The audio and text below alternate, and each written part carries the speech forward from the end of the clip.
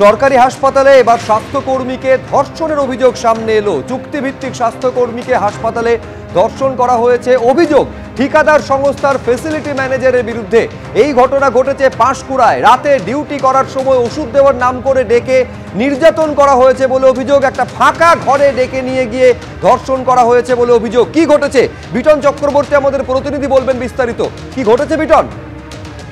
দেখো শুভ্রজিৎ, তোমাকে বলে রাখি যে এবার কিন্তু সরকারি হাসপাতালেই ফের কিন্তু এরকম ভাবে স্বাস্থ্যকর্মীকে ধর্ষণের অভিযোগ উঠলো, এবং সেটা কিন্তু পূর্ব মেদিনীপুর জেলার পাঁশকুড়া যে সুপার স্পেশালিটি হাসপাতাল রয়েছে সেখানে।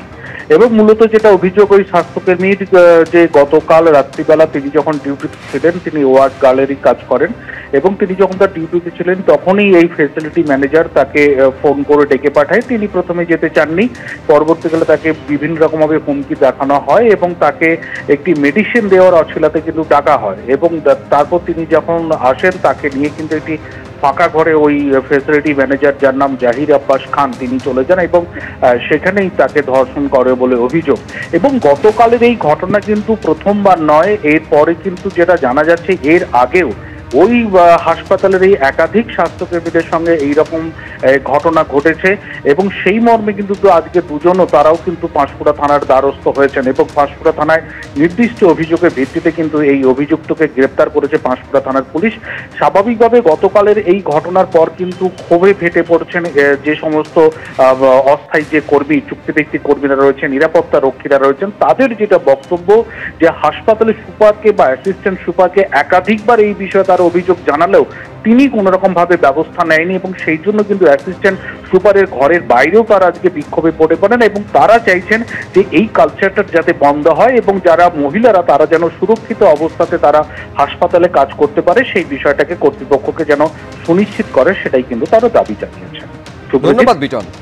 পাঁশকুড়া সুপার স্পেশালিটি হাসপাতালের একটি ফাঁকা ঘরে ডেকে ওই স্বাস্থ্যকর্মীকে ধর্ষণের অভিযোগ, এবং সেই অভিযোগ উঠে এসেছে ঠিকাদার সংস্থার ফ্যাসিলিটি ম্যানেজারের বিরুদ্ধে। ইতিমধ্যেই তাকে গ্রেপ্তার করা হয়েছে। আর এই অভিযোগের প্রেক্ষিতে যে খবর সামনে আসছে, স্বাস্থ্য ভবনের তরফে ইতিমধ্যেই রিপোর্ট তলব করা হয়েছে।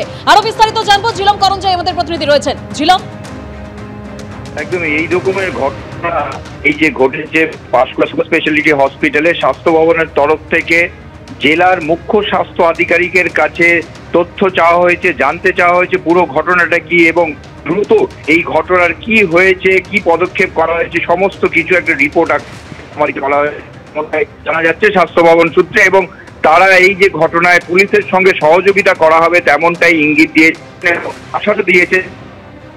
শাস্তি যারা পাওয়ার তাদের অবশ্যই হবে, এবং একই সঙ্গে এই ঘটনার যাতে পুনরাবৃত্তি না হয় সেই দিকেও নজর দেওয়া হবে, তেমনই স্বাস্থ্য ভবনের তরফে আশ্বাস দেওয়া হয়েছে।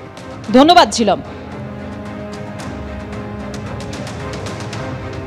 সরকারি হাসপাতালে এবার স্বাস্থ্যকর্মীকে ধর্ষণের অভিযোগ।